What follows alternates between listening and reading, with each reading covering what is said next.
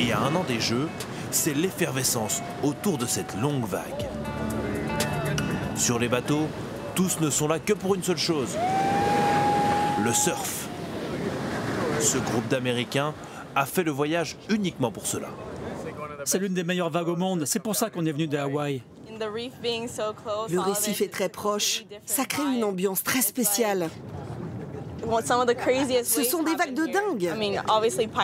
Il y a des rouleaux comme à Hawaï, mais là c'est autre chose. C'est vraiment différent.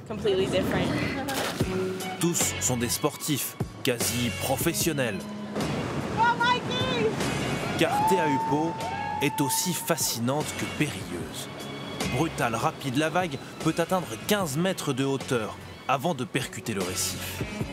Plusieurs surfeurs y ont perdu la vie et les accidents de bateau ne sont pas rares.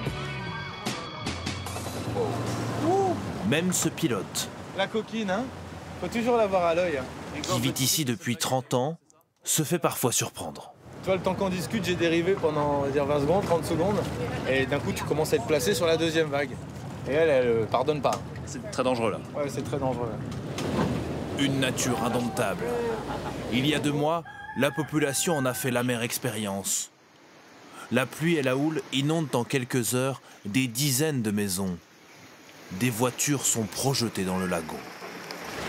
Ce couple fait partie des sinistrés. La boue a détruit la quasi-totalité de leur mobilier. Là, le meuble qui a été rempli d'eau, et du coup, ça commence à s'effriter.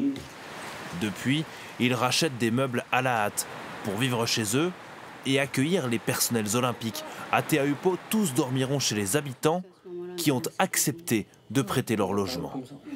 Tu peux héberger combien de personnes? Ben, ça dépend s'ils sont en couple ou s'ils sont individuels. Donc si c'est individuel, 2 personnes, un dans la chambre et un ici sur le clic-clac. Après, si c'est un couple, donc ça fait 2 personnes dans la chambre et un à l'extérieur, 3, ça dépend.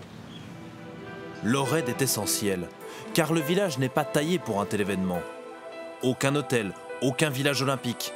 Les athlètes devront dormir dans ce navire de croisière. Cette fenêtre va nous apporter des touristes dans les années à venir. Mais sur le timing de 2024, on n'est pas forcément là à attendre des milliers de touristes.